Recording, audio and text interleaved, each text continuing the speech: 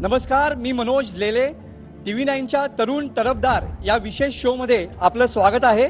आपण सध्या आलो आहोत रत्नागिरी जिल्ह्यातल्या लांजा या गावामध्ये आणि या ठिकाणी सध्या कला, वाणिज्य आणि विज्ञान या महाविद्यालयामध्ये आपण आलेलो आहोत. सध्या लोकसभेचे पडघम या ठिकाणी वाजू लागलेले आहेत. अनेक अनुषंगानं राजकारणाला या ठिकाणी वेगवेगळ्या प्रकारे कलाटणी मिळताना पाहायला मिळते आणि सध्या खऱ्या अर्थानं या लोकसभेमध्ये खरा जो महत्त्वाचा जो मतदार राहणार आहे तो युवा वर्ग राहणार आहे. कारण का जवळपास 40% देशामध्ये हा युवा वर्ग आहे आणि हाच युवा वर्ग देशाचा पंतप्रधान कोण हे ठरवणार आहे. त्यामुळे सध्या या कॉलेजमधल्या तरुणाईमध्ये आपण आलेलो आहोत आणि नेमकं नरेंद्र मोदी की राहुल गांधी, नमो की रागा या अनुषंगानं आपण ही डिबेट या ठिकाणी घडवून आणतो आहोत.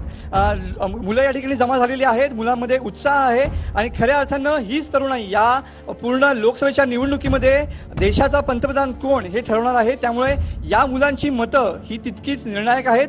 आपण या महाविद्यालयामध्ये आलेलो आहोत. या ठिकाणी 2 टीम आपण करणार आहोत. नमोचे समर्थक या ठिकाणी आपले हात वरती करा. नमो नमो नमो नमो नमो. नमो टीम मध्ये या ठिकाणी सॉलिड उत्साह दिसतोय. नरेंद्र मोदींचे हे सगळे फॅन्स या ठिकाणी पाहायला मिळत आहेत. आणि आता आपण विचारूया की नेमके रागा म्हणजे राहुल गांधी यांचे समर्थक नेमके कोण आहेत.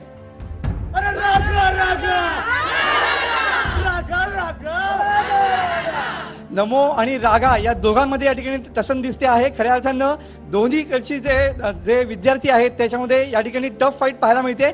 आपण पहिल्यांदा विचारून घेऊया, काय सांगशील, नरेंद्र मोदीच का पंतप्रधान, काय सांगशील.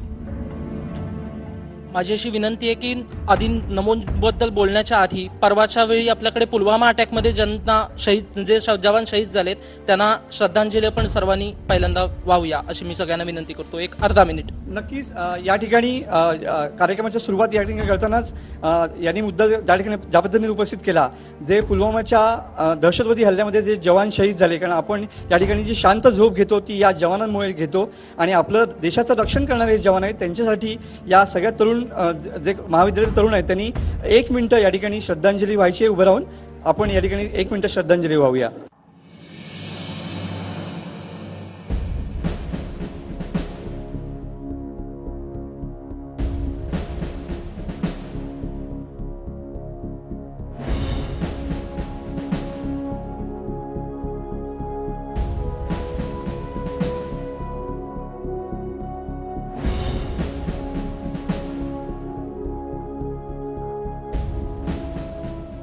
ओम शांती शांती शांती.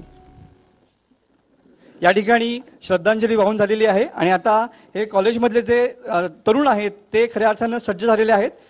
काय सांगशील, का पंतप्रधान नरेंद्र मोदी, त्याला कारण काय. कारण मोदी बोलून न दाखवता कृतीत बदल करतात आणि खरं आहे कसं आहे की आपला विकास हा होतच आहे, पण आधी 4 वर्षांपूर्वी 5 वर्षांपूर्वी जी काय घाण आहे ती पहिली साफ केली पाहिजे. ती साफ करता मोदी विकास करतात. त्यामुळे कदाचित मला असं वाटतंय की विकास व्हायला वेळ लागतोय पण नक्की विकास होत आहे आणि मोदी पुन्हा एकदा आम्हाला पाहिजेत. त्यामुळे नमो नमो नमो नमो नरेंद्र मोदी पाहिजेत. काय वाटतं, 4.5 वर्षाच्या कालावधी तू समाधानी आहेस त्याच्याबद्दल मोदींच्या. हो नक्की. हो. काय केलं मोदींनी, काय केलं. देशाचा विकास केलेला आहे, चांगला देशाचा विकास केला. तू काय सांगशील, नरेंद्र मोदीच का. आतापर्यंत वेगवेगळ्या योजना गेल्या 4 वर्षात आपण बघू शकतो वेगवेगळ्या योजना आपल्याकडे आलेल्या आहेत. 5 वर्षाच्या पूर्वीचा इतिहास बघितला तर तरुणाईला कोण पंतप्रधान हे माहीतही नव्हतं.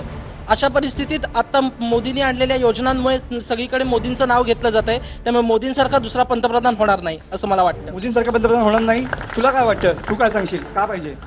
आतापर्यंत मोदीजींनी ज्या योजना राबवल्या आहेत त्यामुळे भरपूर जणांना त्यांना त्याचा लाभ घेण्यात आला आहे. त्यामुळे मला असं वाटतं की पुढचे पंतप्रधान नरेंद्र मोदी असावे पंतप्रधान. तुला काय वाटतं, तू काय सांगशील, किती टक्के मार्क देशील मोदींच्या कारभाराला. नक्कीच आपले भावी पंतप्रधान नरेंद्र मोदीच हवेत. खूप काही योजना केल्यात त्यांनी आणि आता म्हणालात की कर्जमाफी केली नाही, खूप अशी कर्जमाफी शेतकऱ्यांसाठी त्यांनी केली आहे. शेतकऱ्यांसाठी कर्जमाफी केली. आपल्यासोबत आणखीन काही जे नमो समर्थक आहेत, तू काय सांगशील.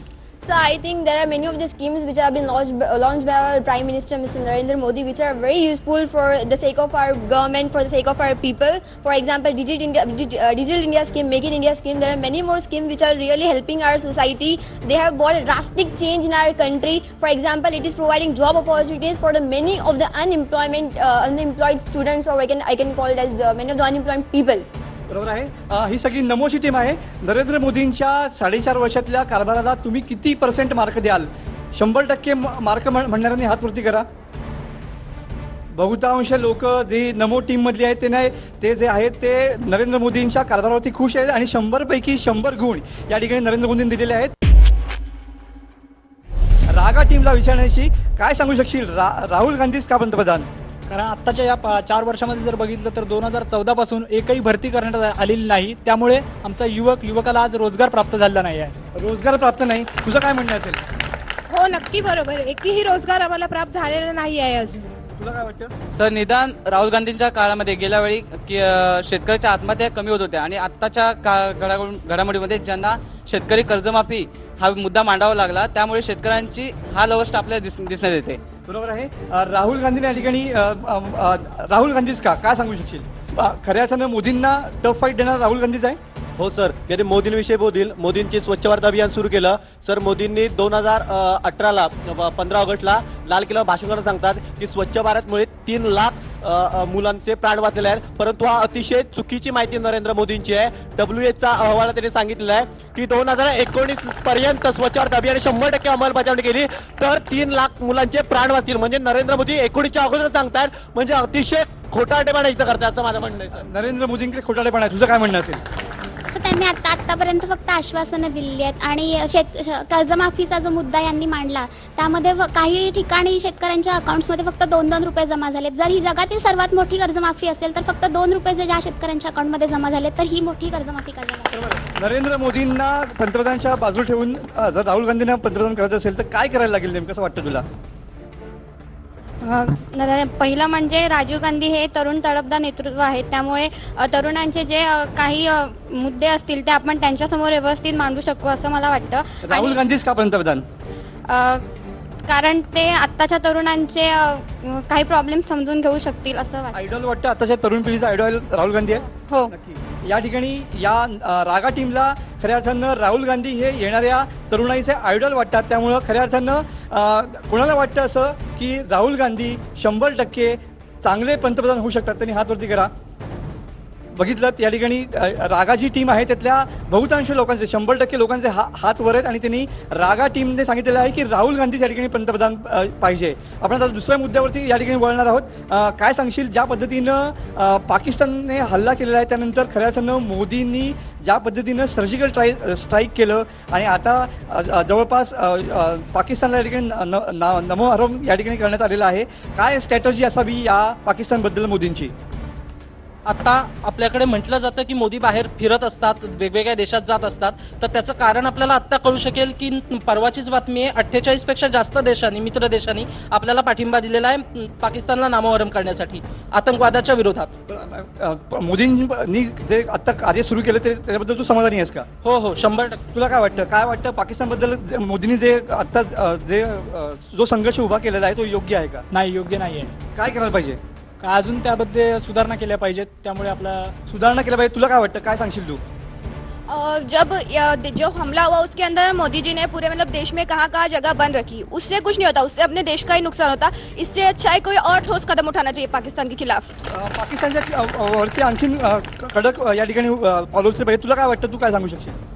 कारण जे आता पुलवामामध्ये जो हल्ला झाला होता त्यामध्ये मोदी बोलले की पाणी पाकिस्तानला देणार नाही म्हणून, परंतु ते पाणी इंडियातूनच जात आहे. कारण ते पाणी मोदी बोलतात की बंद करण्यात, पण अजून ते बंद करण्यात आलेलं नाही असं मला वाटतंय. काय करावं राहुल गांधींनी की जेणेकरून पाकिस्तानला खऱ्या अर्थानं धडा शिकवू शकेल? काय अपेक्षा आहे तुमची राहुल गांधींकडून? त्यांनी अशा प्रकारे शिक्षा दिली पाहिजे पाकिस्तानला की परत त्यांनी नजर उठवून भारताकडे बघितलंच नाही पाहिजे. तेच नरेंद्र मोदी करत नाहीत. नरेंद्र मोदी करत नाहीत. नरेंद्र मोदी करतायत पण सगळं झाल्यावर करतायत. जे त्यांनी आधी केलं असतं तर 40 जणांचं झाल्यावरती करतायत. सगळं या ठिकाणी झाल्यावरती करतायत असं त्यांचा आरोप आहे. तुझं काय म्हणणं आहे? सगळं झाल्यावरती नरेंद्र मोदी ऍक्शन घेतात. असं काही नाहीये, हे सगळे लोकांचं म्हणणं आहे. पण सगळ्यांना असं वाटतं की मोदी सगळी कंट्रीमध्ये फिरतायत आणि फ्रेंडली रिलेशन्स डेव्हलप करतायत. तर sir, we Indians are born to build bridges not walls. आपल्याला असं वाटतं की नरेंद्र मोदी सगळ्यांबरोबर मैत्रीला करतात पण तेच देश आपल्यावर हमला करतात, तर असं मला हे चुकीचं वाटतंय. बरोबर आहे. नरेंद्र मोदी या ठिकाणी योग्य प्रकारची भूमिका असं म्हणतात. तुझं काय म्हणणं असेल? नाही, योग्य प्रकारची भूमिका नाही. नरेंद्र मोदींनी अजून काहीतरी केलं पाहिजे. राहुल गांधी करू शकतात, तडफदार नेतृत्व आहे त्यामुळे ते करू शकतात. राहुल गांधी करू शकतात. तुझं काय म्हणणं आहे? सर, नरेंद्र मोदींनी सत्तेवरती यायच्या अगोदर ज्यावेळी आतमध्ये हल्ले करायचे त्यावेळीचे पंतप्रधान मनोहर सिंग यांना दोषी ठरवलं होतं की सर्व यंत्रणा केंद्र शासनाच्या हातामध्ये असून सुद्धा आतमध्ये हल्ले होतात. तर या हल्ल्याची जबाबदारी नरेंद्र मोदींनी स्वतःला स्वीकारली पाहिजे असं मला वाटतं. आणि पंतप्रधान होण्या अगोदर त्यांनी सांगितलं पाकिस्तान को लव लेटर भेजना बंद कर दो, उनको उनकी भाषा में जवाब दो. तर आता नरेंद्र मोदी स्वतः पंतप्रधान असून 4 वर्षामध्ये त्यांनी पाकिस्तानला काय केलं ते त्यांनी दाखवून द्यावं. असं कोणताही डिसिजन लगेच घेता येत नाही. आपण आपल्या घरचा डिसिजन घेताना पण खूप विचार करून घेतो. तर सर हे नरेंद्र मोदीजी देशाच्या पातळीवर आहेत, त्यामुळे कोणताही विचार करताना विचार करावा लागेल. त्यामुळे लगेच डिसिजन घेता येणार, लगेच या ठिकाणी डिसिजन घेता येत नाही असं म्हणतात. नेमकं काय आपण मागे जाऊया, या ठिकाणी आपण त्याला विचारून घेऊया. काय सांगशील तू, तुला काय वाटतं? ऐकलं असेल की टीव्हीवर पाकिस्तान जो मोस्ट फेवर्ड नेशन जो दर्जा आहे त्याने इंडियाने काढून घेतले आहे. त्याचप्रमाणे जे आयात केली जाते पाकिस्तानकडून ती पण कमी करण्यात आली. जर वेळ आली तर भारत सरकार ती आयात पूर्णपणे बंद करेल, कारण आम्हाला पाकिस्तानची काही गरज नाही. आमच्या देशामध्ये सगळ्या गोष्टी उपलब्ध आहेत. आणि दुसरी गोष्ट म्हणजे आता नुकताच जो पाकिस्तानकडे पाणी जातं ते पण पाणी बंद करण्याचा निर्णय सरकारने घेतलेला आहे. बरं, या ठिकाणी पाकिस्तानला योग्य झाला शिकवलेलं आहे असं नमो टीमचं म्हणणं आहे. तरुणाई या ठिकाणी आहे, आपण त्यांना विचारून घेऊया. कोणाला वाटतं की युद्ध व्हावं आणि हे युद्ध झालं पाहिजे असं किती मुलांना या ठिकाणी वाटतं? पाकिस्तानवरती आपण हमला केला पाहिजे असं किती जणांना वाटतं? रागा टीम मधल्या किती जणांना वाटतं? या ठिकाणी 2 ते 3 हात वरती करतात. नमो टीम मधल्या लोकांना किती जणांना वाटतं की आपण पाकिस्तानवरती हमला केला पाहिजे आणि त्यांना जशास तसं उत्तर दिलं पाहिजे? कोणाला वाटतं असं? 2 हात या ठिकाणी वरती झालेले पाहायला मिळतात. नक्कीच या ठिकाणी पाकिस्तानला धडा शिकवला पाहिजे अशीच या 2 टीमची या ठिकाणी अपेक्षा होती. फक्त त्याचं नेतृत्व कोणी करावं याबद्दल मतभेद आहेत. नोटबंदीच्या विषयावरती आपण आलो होतो. काय वाटतं, नोटबंदी खऱ्या अर्थानं निर्णय योग्य वाटतो? सर, मला योग्य वाटत नाही. कारण जर असं म्हणतोय की नोटबंदी आपण जी केली त्याच्याने काळा पैसा बाहेर येईल, पण तो काळा पैशाचा हिशोब अजून जनतेपर्यंत पोहोचलाच कुठे आहे? काळा पैशाचा हिशोब जनतेपर्यंत पोहोचला नाही, काय म्हणशील? हो, बरोबर आहे. आणि जनतेला जास्त त्रास झालाय नोटबंदीचा. जनतेला जास्त त्रास झालाय नोटबंदीचा, तुला काय वाटतं? सामान्य जनतेला जास्त त्रास झालाय त्याचा, कारण ज्यांना व्हायचं होतं त्यांना झालाच नाहीये. त्यांनी बरोबर त्यांच्या पैशांची व्यवस्था केली होती. पैशांची व्यवस्था केलेली आहे. ही रागाची टीम आहे. रागाची टीम, तुला काय वाटतं? जे नोटबंदी झाली ती चुकीचीच झाली, कारण ज्यामुळे जे आमच्या सर्वसामान्य नागरिकाकडे कुठे पदरमोड करून ठेवलेला पैसा होता तो त्यामुळे 500च्या नोटा महिलांना किंवा वयोवृद्ध व्यक्तींना बँकेमध्ये लाईनीमध्ये थांबून ते पैसे वटवून घ्यावे लागत होते, सुट्टे करून घ्यावे लागत होते. रागाची ही टीम आहे. आपल्या आणखी सोबत या ठिकाणी काही आहेत. तुला काय वाटतं, नोटबंदीचा निर्णय योग्य होता? अजिबात नाही. म्हणजे त्रास झाला सर्वसामान्यांना आणि ज्यांनी भ्रष्टाचार केला त्यांचे पैसे बाहेरच आले नाहीत. आता सुद्धा जरी बघितलं तरी भ्रष्टाचार करतात. अजून सुद्धा गुजरातमध्ये आताची 8 दिवसाची न्यूज आहे, 8 कोटी 5 कोटी 15 कोटी एवढे पैसे सुद्धा मिळत आहेत. मग काय फायदा झाला या नोटबंदीचा? बरोबर आहे. नोटबंदीचा फायदा झाला का? नोटबंदीचा असा काहीच फायदा झाला नाही, कारण की मोदींनी बोलले होते की जो काळा पैसा आहे तो बाहेर काढणार आणि प्रत्येकाच्या अकाउंटला आम्ही 15 लाख रुपये घालू. पण तसं काहीच झालं नाही. पण जे बरोबर आहे, 15 लाख रुपये आले नाहीत. हा सर्वात महत्त्वाचा मुद्दा. नोटबंदीमुळे 15 लाख रुपये तुमच्या अकाउंटला आले नाहीत. नोटबंदीबद्दल तुझं काय म्हणणं असेल? सर, नोटबंदीमुळे पैसा बाहेर पडला नाही ही अतिशय चुकीची गोष्ट आहे. कारण का नोटबंदीमुळे जर आपण पाहिले, जर नेटवर सर्च मारलं, आपण मारू शकता 6,900 कोटी ही बेनामी मालमत्ता बाहेर पडलेली आहे. बेनामी मालमत्ता बाहेर पडली. काय सांगू शकशील, तुझं काय म्हणणं असेल? Sir, nearly about 18 lakh people will inappropriate money were been God. So असं म्हणतंय की बाहेर पैसा पडला नाही, हे खूप चुकीचं आहे. परत आता इंडियन इकॉनॉमी कॅशलेस झालेली आहे. परत हा पैसा आम्ही भारताच्या इन्फ्रास्ट्रक्चरसाठी प्रिपेअर केला. जसं तुम्ही असं झाली नोटबंदीमुळे व्यवहार हे कॅशलेस झाले असं वाटतं. आपण आणखी या ठिकाणी जाणून घेऊया की तुला काय वाटतं, तुझं काय म्हणणं असेल? कॅशलेस इंडियामुळे आपल्या व्यवहारांमध्ये पारदर्शकता आलेली आहे, त्यामुळे ही चांगली योजना आहे. त्यामुळे मोदीच पंतप्रधान पाहिजे असं या ठिकाणी नमो टीमचं या ठिकाणी म्हणणं होतं. या ठिकाणी नोटबंदीचा मुद्दा आपण चर्चेत घेतलेला आहे.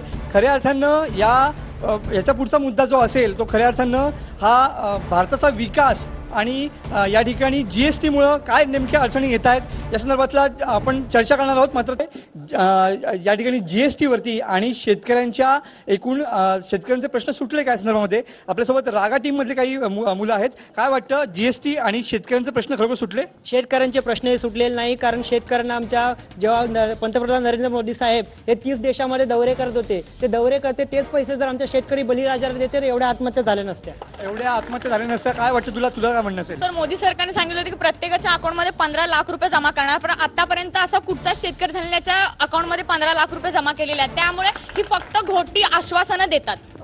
खऱ्या अर्थानं शेतकरी सुखी झाला का, काय सांगू शकशील? नाही, शेतकरी सुखी झालेले नाही, उलटी त्यांच्या आत्महत्या आपल्याला जास्त बघायला मिळतात. आत्महत्या या ठिकाणी शेतकऱ्यांचे जास्त बघायला मिळतात. तुझं काय म्हणणं असेल, काय वाटतं तुला? मोदींनी सांगितलं होतं की शेतकऱ्यांच्या मालाला दीडपट भाव देतो म्हणून, पण ते आजपर्यंत असं झालेलं नाही. पण जीएसटीमुळे काय सुधारणा झाली नाही, त्यामुळे छोटे मोठे व्यापारी त्यामध्ये अडकले गेले. बरोबर आहे. तुझं काय म्हणणं आहे, तुझं काय म्हणणं आहे? सर, जीएसटीमुळे जे होणं अपेक्षित होतं ते झालं नाही आणि छोटे व्यापारी अडकले गेले आणि मला असं वाटतं खूप मोठा वर्ग छोट्या व्यापाऱ्यांचा आहे आणि त्यांचं नुकसान झालं. मोदी यातली दुर्बलांचं नेतृत्व करायला सांगतात, पण अतिशय जीएसटीमुळे त्यांनी दाखवून दिलं की कशा प्रकारे ते अन्याय करू शकतात. आजपर्यंत जे सरकार होतं ते काँग्रेसचं सरकार होतं, त्याच्यामध्ये आत्महत्या जर बघितल्या तर या शेतकऱ्यांच्या आत्महत्या खूप आहेत. अशा वेळेला काय उपाययोजना, कर्जमाफी हा उपाययोजनेचा भाग ठरू शकतो का?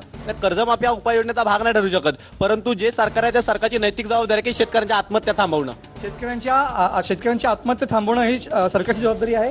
आपण त्यांना विचारून घेऊया, काय वाटतं तुला, काय शेतकऱ्यांच्या आत्महत्या थांबल्या गेल्या मोदी सरकारच्या काळामध्ये? मला वाटते की शेतकऱ्यांचे जे मगाशी प्रश्न उपस्थित झालेला की आत्महत्या सुरू होत आहेत, मला वाटतं कर्जबाजारीपणामुळे आत्महत्या होत नाहीये, तर त्यांच्या वैयक्तिक कारणामुळे होत आहेत. म्हणजे त्याप्रमाणे जास्त प्रमाणावर वैयक्तिक कारणावर भर दिला जातो. खऱ्या अर्थानं जीएसटी बाबत शेतकऱ्यांचे प्रश्न सॉल्व्ह झालेत असं मला वाटतं. शेतकऱ्यांचे प्रश्न सॉल्व्ह झालेत. तुला काय वाटतं, जीएसटी बद्दल काय वाटतं? Obviously, sir, GST is very useful. Implementation of GST has been reduced manufacturing cost. Again, it has replaces many of the indirect taxes like VST, then CST, CAD. Again, it has also charged taxes on demarriage goods like tobacco. ह्याच्यामुळे खूप जे drugs आहेत त्याच्यामुळे त्यांनी जास्त tax charge केले, कारण की ह्याचं व्यसन लागू नये लोकांना. तर मला वाटतं नमो टीमचं म्हणणं असं की आत्महत्या या ठिकाणी थांबलेल्या आहेत, जीएसटीचा फायदा झाला. काय वाटतं तुला?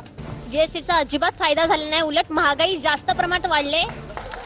महागाई वाढली. तुला काय वाटतं, काय झालंय? तर जीएसटीचा उपयोग हा सर्वसाधारण माणसांना अजिबात झालेला नाही. आपण जिथे पण जातो खरेदी करायला, हॉटेलमध्ये जेवायला, आपल्याला प्रत्येक वेळी जीएसटी भरायला लागते. निवडणुकाच्या तोंडावर जीएसटी कमी करण्यात आलेली आहे. ही एक स्ट्रॅटेजी आहे. ही एक स्ट्रॅटेजी आहे. तुला काय वाटतं, तुला काय म्हणणं आहे, तू काय सांगशील? मला पण हेच सांगायचं की जीएसटी जे आहे ते कोणत्याच ग्रामीण भागापर्यंत ते कोणालाच फायद्याचं नाही. मगाशी म्हणाले की ऑनलाईन ट्रान्झॅक्शन, मग ऑनलाईन ट्रान्झॅक्शनवर आज जीएसटीचा जो टॅक्स आहे तो जास्त का आहे, आणि हा ऑनलाईन ट्रान्झॅक्शन ग्रामीण भागापर्यंत आज पोहोचलाच कुठे आहे ना? बरोबर आहे. काय वाटतं तुला, जीएसटी बद्दल काय वाटतं? सरकारने जो जीएसटी लावला तर लावला, पण जे खरं जेवढं उत्पन्न मर्यादित ठेवलं पाहिजे, ज्यात गरीब माणूस ह्या जीएसटीमुळे भरकटला जातोय.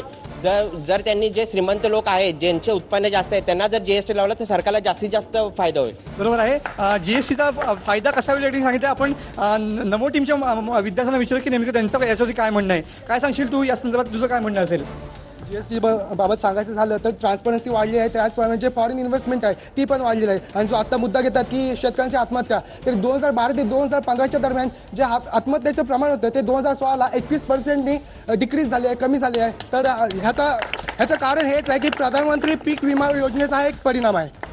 पीक विमा योजनेचा परिणाम आहे. तुला काय वाटतं? तर जीएसटीमुळे असं कोणतंच नुकसान झालेलं नाही आहे, कारण जीएसटीमुळे ज्या सर्वसामान्य माणसांच्या ज्या मूलभूत गरजा आहेत, अन्न धान्य, त्यांच्यावर कोणत्याही प्रकारचा जीएसटी नाही आहे. त्यामुळे सर्वसामान्यांना यांचा कोणताच जीएसटीचा दुरुपयोग झालेला नाही. बरोबर आहे. जीएसटीचा या ठिकाणी दोन मतप्रभाव वेगवेगळे आपल्याला पाहायला मिळत आहेत. मात्र आपण या जीएसटीच्या मुद्द्यावरनं दुसऱ्या मुद्द्याकडे जाणार आहोत.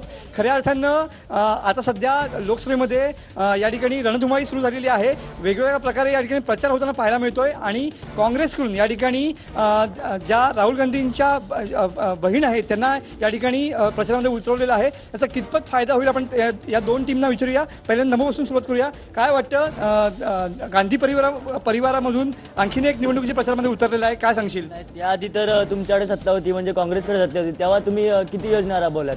त्याच्यात काँग्रेस घराणेशाही करते? हो, नक्कीच काँग्रेस घराणेशाही करते. तुला काय वाटतं, काय वाटतं तुला?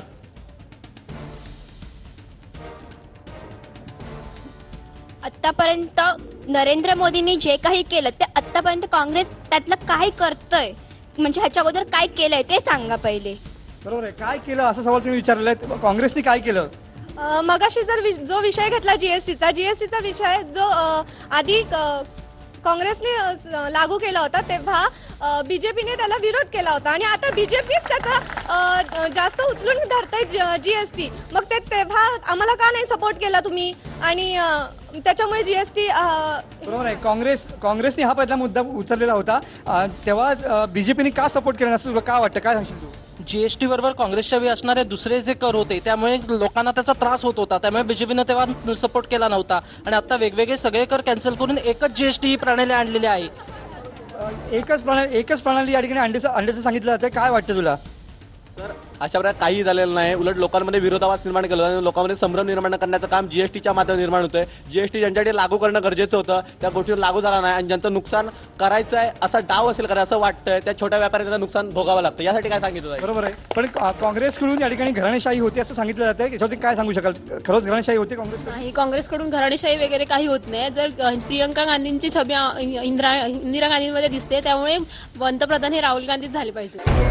काय वाटतं, खरंच प्रियंका गांधी फायदेशीर ठरू शकते? तुला काय वाटतं? नाही तसं काही वाटत नाही प्रियंका गांधीमध्ये, पण नरेंद्र मोदी पंतप्रधान पाहिजे. नरेंद्र मोदी पंतप्रधान या ठिकाणी पाहिजे. काय वाटतं प्रियंका गांधींबद्दल? इंदिरा गांधीची प्रतिमा याच्यामध्ये दिसते असं त्यांचं म्हणणं आहे. सर, काँग्रेसमध्ये दुसरा कोणी नाही का तेवढ्या लायकीचा? काय तेवढ्या लायकीचा दुसरा कोणी नाही का? तुला काय वाटतं? नरेंद्र मोदी हे खालच्या थरावरनं वरती आलेले, त्यामुळे त्यांना सामान्य माणसांच्या गरजा जास्त कळू शकतात आणि प्रियंका गांधी वगैरे ते घराणेशाहीच राबवत आहेत. घराणेशाही राबवतात. आपण विचारून घेऊया, काय सांगशील तू? घराणेशाही राबवतात, प्रियंका गांधीला या ठिकाणी प्रचारामध्ये आणलंय. काय घराणेशाही नाही राबवत आहेत, ते नेहरूंच्या काळापासून जे चालत आलेलं राजकारण आहे ते खानदानी राजकारण नेहरूंच्या काळापासून आलेलं राजकारण पाहायला मिळत आहे. काय वाटतं तुला? तुला काय वाटतं?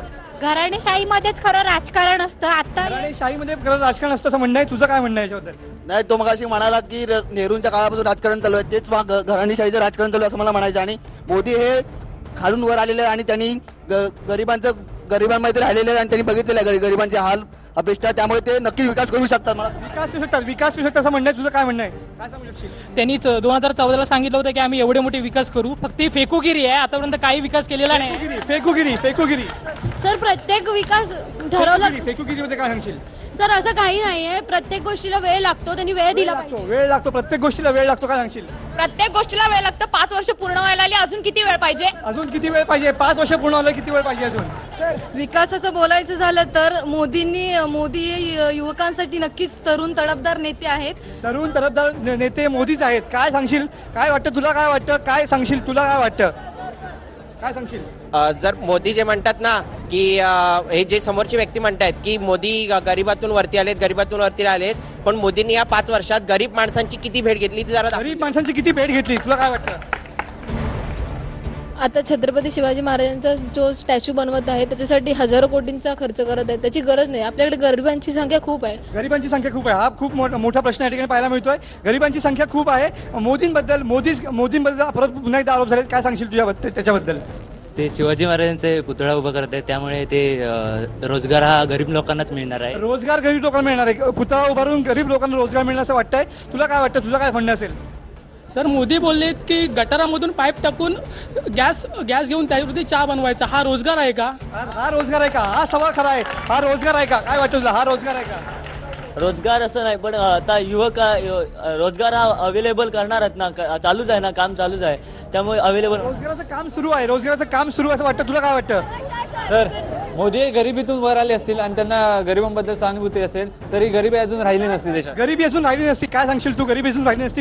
मोदींनी गरिबी आणखीन वाढवण्याचा आरोप केला गेलाय. नाही साहेब, अगदी चुकीचं आहे. कारण मोदीने मायनॉरिटीसाठी खूप रिझर्वेशन केलं. हे काँग्रेसच्या काळात एवढे नव्हतेच. आता मोदीने मायनॉरिटी खूप वरती आणले. मायनॉरिटीला मोदींनी प्राधान्य दिलं असं म्हणणं आहे तिचं. तुझं काय म्हणणं असेल? नाही, हे चुकीचं आहे. मोदींनी नाही दिलं मायनॉरिटी. पण मी जर म्हणतात की मोदीजी खालून वर आलेत तर जीएसटी का लावली? त्यांना गरिबाची माहिती असायला पाहिजे ना. गरीब जीएसटी का लावला गेला? गरिबांसाठी जीएसटी का लावला गेला? काय सांगशील? तुला काय वाटतं? काय सांगशील? बोल. जीएसटी मुळे गरिबांना फायदा झालेलाच आहे, पण मोठ्या व्यापारी त्यांना नुकसान झालेलं, त्यामुळे जीएसटी मुळे योग्यच आहे जीएसटी. तरुणांना रोजगारासाठी गटारातून जो गॅस तयार होतो त्याच्यावरती चहा बनवून रोजगार निर्मिती असं त्यांनी स्वतःचं मत मांडलं होतं.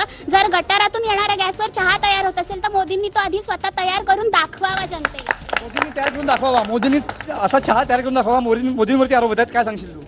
गेले 70 वर्षामध्ये जे आपल्या इतर सत्ताधारी पक्षांनी करू शकले नाही ते या 5 वर्षामध्ये आपल्या पक्षाने जवळजवळ 100% चूलमुक्ती योजना राबवली आहे. सर्वात भारतामध्ये बेरोजगारीचं प्रमाण हे वाढतं आहे. काय वाटतं नमो टीमला? आपण या ठिकाणी विचारून घेऊया. नरेंद्र मोदींनी बेरोजगारी कमी केली आहे का? सर आता नरेंद्र मोदी सरकारला मेक इन इंडिया डिजिटल इंडियामध्ये सर भरपूर तरुणांना माझ्यामध्ये रोजगार मिळतोय आणि त्यामुळे नरेंद्र मोदी चांगले आहेत. काय वाटतं तुला रोजगार मिळाला तरुणांना भारतामधल्या? आता तरुणांची संख्या बघायला गेली तर आपल्या देशामध्ये खूप आहे, त्यामुळे जे स्कॉलर आहेत त्यांनाच रोजगार मिळू शकतो. तर बाकीच्यांना जर रोजगार हवाच असेल तर त्यांना तसा प्रयत्न केला पाहिजे, आपल्या देशासाठी काहीतरी केलं पाहिजे. नक्कीच रोजगार या ठिकाणी उपलब्ध केला असं वाटतंय की आपण रागा टीमच्या माणसांना विचारून घेऊया, विद्यार्थ्यांना विचारून घेऊया. काय वाटतं तुला, तू काय सांगशील? आपण पाहायला गेलं तर आमच्या लांजा महाविद्यालयातून वर्षाला 3000 विद्यार्थी बाहेर पडतात. असे शेकडो महाविद्यालयातून हजारो विद्यार्थी बाहेर पडतात. कसला या मोदी सरकार विकास तर हरवला जाय, विकास तर सोडूनच द्या. पण यांना 3000 पैकी 300 जरी लावता आले ना मोदी साहेबांना तरी त्यांनी लावावे अशी माझी विनंती आहे. आणि दुसरा म्हणजे NDRF असेल कोकणामध्ये किंवा मर्चंट नेव्ही असेल यासारख्या याच्यासाठी बाहेर जावं लागतं आणि त्या ठिकाणी ऍडमिशन घ्यावं लागतं. कोकणामध्ये अशी सुविधा का उपलब्ध केली नाही? बरोबर, कोकणामध्ये अशी सुविधा का उपलब्ध केली नाही, तुझं काय म्हणणं असेल? सर मोदी सरकारने निवडून आल्यानंतर सरकारी पदे अजून भरली गेली नाहीत, तर ती भरली जावीत. सरकारी पदे भरली जावीत. तुला काय वाटतं? सरकारने स्किल इंडिया डेव्हलपमेंट केलेलं आहे. मुलं त्यातून स्किल तर घेतात, पण त्या स्किल पासून आम्हाला नोकरी मिळायला पाहिजे. आमच्या डिग्री आज कागदाचा तुकडा बनून राहिला आहे, त्यामुळे आम्हाला रोजगार निर्मिती झालीच पाहिजे. रोजगार निर्मिती झाली पाहिजे. तुला काय वाटतं, तुझं काय म्हणणं असेल? सरकारने रोजगार निर्मिती केली नाही, रेल्वेची सगळी पदं भरली गेलीत, पण इतर कोणतीच पदं सरकारी भरली गेली नाहीत अजूनपर्यंत. सरकारी पदं भरली गेली, तुझं काय म्हणणं असेल? सर्व तरुण म्हणजे आजकालचे काही तरुण जे चांगल्या पर्सेंटेजने पास होतात, MPSC पास होतात, पण त्यांना अजूनही नोकऱ्या मिळत नाहीयेत. म्हणजे जे सरकारी ज्या काही भरती आहेत त्या भरती गेल्या नाहीयेत आणि जे आहेत ते भ्रष्टाचार करून तसेच राहतात. मग ते भ्रष्टाचार पण कमी होत नाही आणि तरुणांना नोकऱ्याही मिळत नाही. तर मला वाटतं की त्यामुळे नरेंद्र मोदी पंतप्रधान नको. नरेंद्र मोदी पंतप्रधान नकोत असं त्यांचं म्हणणं आहे. तुला काय वाटतं, तुझं काय म्हणणं आहे? सर मॅडम मला स्किल इंडियाला फक्त नोकरीसाठी नव्हे तर स्किल इंडिया व्यवसायासाठी दिलेला आहे. त्याच्यावर 1.5 ते 5 लाखापर्यंत लोन भेटतं स्किल इंडिया आपली स्किल दाखवण्यासाठी. फक्त नोकरीसाठी म्हणून मोदी सरकारने काही केलेलं नाही. त्याने व्यवसायाला प्राधान्य दिलं, त्याच्यावरून जास्त मुलांना नोकऱ्या मिळू शकतात, फक्त एक म्हणून नव्हे. बरोबर आहे. तुझं काय म्हणणं असेल? आता मॅडम जसं म्हणाल्या की रोजगार निर्मिती कमी होते, तर मी तुम्हाला सांगू इच्छिते की आयुष्यमान भारत जे योजना राबवली जाते तर आयुष्यमान मित्र म्हणूनसाठी एक पद तयार केलं जाते. माझ्याकडे एक नोंद आहे ते तुम्हाला सांगते. तलाव आणि मासळी अशा स्वरूपात नागपूर विभागात 5 जिल्ह्यांमध्ये प्रथम कार्यान्वयीत सप्टेंबरपर्यंत बोटुकली विक्रीमध्ये शेतकऱ्यांना अधिक उत्पन्न, उर्वरित काळात त्या वाढीसाठी उत्पन्न यासाठी रोजगार निर्मिती म्हणजे ह्याच्यात भाग घेऊन रोजगार निर्मिती स्वतः करावा यासाठी प्रयत्न केले गेले. त्याच्यानंतर राष्ट्रीय कृषी विकास योजनेअंतर्गत विदर्भ मराठवाड्यातील 11 जिल्ह्यांमध्ये दुग्ध विकास प्रकल्पास मंजुरी देण्यात आली. 60,000 विविध योजना मोदी सरकारने आणल्याचं तुझं म्हणणं आहे? नक्की तुझं काय म्हणणं असेल?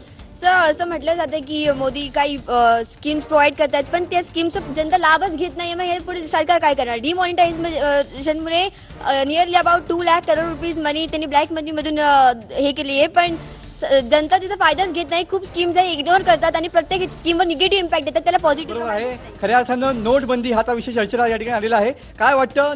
रागा टीम या ठिकाणी आहे. नोटबंदी चुकीची होती, हात वरती करा. नक्कीच या ठिकाणी रागा टीमचं म्हणणं आहे की नोटबंदी चुकीची जी आहे ती चुकीची होती. यांच्या विशेष शोमध्ये तरुण तडफदार या शोमध्ये खऱ्या अर्थानं आपण चर्चा करतोय. लांजाच्या महाविद्यालयामध्ये आपण या ठिकाणी आहोत आणि जी युवा पिढी आहे ती आपल्यासोबत आहे. 2019चा पंतप्रधान कोण असावा, राहुल गांधी की नरेंद्र मोदी, याच्यावरती खमंग अशी चर्चा सुरू आहे, वादविवाद सुरू आहेत आणि याच अनुषंगानं 2019 साली खऱ्या अर्थानं निवडणुकीमध्ये कोणता मुद्दा राहणार याची चर्चा आपण सध्या आता करणार आहोत. एकंदरीतच 2019 सालची निवडणूक जी आहे ती खऱ्या अर्थानं रंगत असणार आहे. काय वाटतं 2019च्या निवडणुकीमध्ये काय मुद्दा असेल, प्रचाराचा काय मुद्दा असेल मोदी सरकारकडनं? मला वाटतं नोटाबंदी हा सर्वात मोठा मुद्दा असेल, कारण नोटाबंदीमुळे नुकसान फक्त त्यांचंच झालं, त्रास फक्त त्यांनाच झाला ज्यांनी पोटामध्ये घबाड लपवून ठेवलं होतं. बरोबर आहे. काय सांगू शकतो, काय मुद्दा असेल? मला काय वाटतं वेगळा प्रचार करायची आम्हाला काही गरज नाही, कारण गेले 5 वर्ष आम्ही सर्वसामान्यपर्यंत जाऊन पोहोचलेलो आहोत आणि प्रचाराचा मुद्दा समोरच्या पक्षाचा ज्या देशाने आमच्यावरती हल्ले केले ह्यांचेच नेते जाऊन पाकिस्तानमध्ये हात मिळवणी करतात. मला वाटतं 2019 साली तुम्ही हारणार नाही त्याचं प्रतीक आहे. 2019 साली काय मुद्दा असेल? चांगलं कोणतंही जेव्हा चांगलं काम करत असतो तेव्हा त्याला विरोध हा नक्कीच होत असतो, पण तुम्ही विरोध करत राहा, आम्ही प्रगती करत राहू. प्रगती करणार असं त्यांचं म्हणणं आहे. आपण रागा टीम मार्गदर्शन घेऊया. काय वाटतं तुला, काय वाटतं काय मुद्दे असतील प्रचाराचे? प्रचार करताना सर्वांनी विचार करून केला पाहिजे. जर शेतकऱ्याच्या आत्महत्या होत असतील, शेतकऱ्याच्या आत्महत्या होत आहेत, एक मराठवाड्यात आत्महत्या झाली, त्यावेळेला त्या आत्महत्या पंचनामा करण्यात आला, त्यावेळेला 2 पानं भेटली. एका पानावरती होतं मोदी सरकार आणि दुसऱ्या पानावरती होतं कर्जमुक्ती. तर शेतकऱ्यांची अपेक्षा आहे कर्जमुक्ती. कर्जमुक्ती तुला काय वाटतं, काय मुद्दा असेल 2019 सालच्या प्रचारात? सर, शिक्षण, आरोग्य आणि रोजगार हे अतिशय महत्त्वाचे मुद्दे असतील आणि महत्त्वाची गोष्ट काँग्रेस सोबत येणाऱ्या काळ बहुजन वंचित आघाडीची भूमिका याच्यामध्ये महत्त्वाची राहणार आहे. कारण बहुजनांना वंचितांना घेऊन प्रकाश आंबेडकर काम करताय, तर काँग्रेसचे आणि त्यांच्याकडे दोघांच्या भूमिकेला महत्त्वाचं लक्ष आहे. काँग्रेसच्या भूमिकेचं लक्ष असेल. काय वाटतं तुला, काय प्रचाराचे मुद्दे असतील 2019 साली? राहुल गांधी तरुण नेतृत्व आहे, त्यामुळे ते तरुणांचाच विचार करतील आणि तरुणांच्या भावनांचा विचार करूनच निर्णय घेतील. राहुल गांधी तरुणांच्या भावनांचा विचार करतील. काय वाटतं तुला, तुझं काय म्हणणं असेल, काय वाटतं, काय मुद्दे असतील प्रचाराचे? सर, यावेळी मोदींचे प्रचाराचे मुद्दे म्हणजे एक सर उज्ज्वला गॅस म्हणतो, त्यामुळे सर घरातल्या स्त्रीला मेन म्हणजे चूल फुंकाची चूल फुंका कमी लागली, त्यामुळे सर घरातील प्रत्येक स्त्री मध्ये मोदीजींना मत देणार. त्यामुळे सर तुम्ही किती प्रयत्न करा निवडून आमच्या मोदीच येणार. खऱ्या अर्थानं या ठिकाणी बघितलं तर दोन्ही टीम या ठिकाणी समर्थन करतायत. एक टीम राहुल गांधी यांचं समर्थन करते, तर दुसरे नरेंद्र मोदी यांचं समर्थन करतायत. 2019 सालची निवडणूक जी आहे ती खऱ्या अर्थानं या ठिकाणी रंगतदार अवस्थेमध्ये असणार आहे. विविध प्रकारे या ठिकाणी निवडणुकीचे वेगवेगळे रंग 2019 साली या ठिकाणी पाहायला मिळणार आहे. मात्र खऱ्या अर्थानं जी निवडणूक जी होणार आहे त्यामध्ये खऱ्या अर्थानं जो जीता वही सिकंदर असंच म्हणावं लागेल. त्यामुळं 2019च्या निवडणुकीमध्ये काय स्ट्रॅटर्जी नरेंद्र मोदी वापरतात आणि काय स्ट्रॅटर्जी राहुल गांधी वापरतात यावरतीच या तरुणांची मतं ही अवलंबून असणार आहेत. आणि जो तरुणांना या ठिकाणी आकर्षित करेल तोच खऱ्या अर्थानं या पंतप्रधानांच्या गादीवरती बसू शकेल. त्यामुळे खऱ्या अर्थानं काटेकी टक्कर बघायला मिळते. त्यामुळे तरुणांची मतं ही तुम्ही आज लांजा तालुक्यामधून या ठिकाणी आजमावलेली आहेत. आपण लांजा महाविद्यालयामध्ये होतो. अशाच प्रकारे तरुण तलबदार शो घेऊन आपण एका वेगळ्या शहरामध्ये जाणार आहोत आणि तुम्ही फक्त पाहत राहा TV9 मराठी. हा व्हिडिओ तुम्हाला आवडला असेल तर असे आणखी व्हिडिओ पाहण्यासाठी TV9चं YouTube चॅनल सबस्क्राईब करा, बेल बटन दाबा. ताज्या घडामोडींसाठी लॉग ऑन करा tv9marathi.com.